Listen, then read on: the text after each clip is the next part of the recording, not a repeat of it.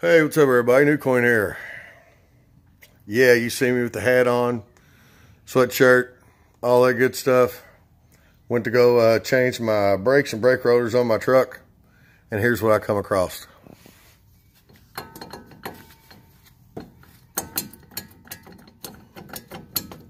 Yep, wheel hub assembly. Wonderful. Good thing old Newcoin knows how to work on cars.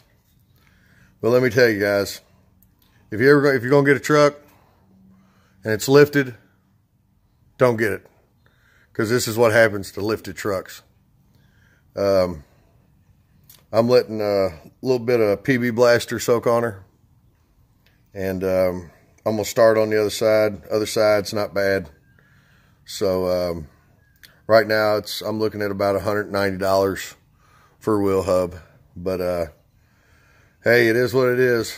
I'd rather be safe than sorry. I don't want to be driving down the road and this thing all of a sudden pop, pow, and break and wreck. But yeah, I just figured, hey, I make videos about coins. I make videos about catfishing. I figured, hey, why not? Might as well make one on mechanics too. So yeah, this is going to be a hoot. Shouldn't be too bad though. But yeah, all right, guys. Figured I'd show you the fun I'm getting into today.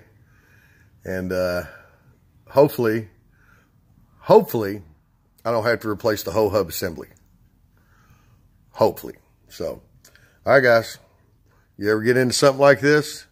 If you don't know what you're doing, take it to a mechanic.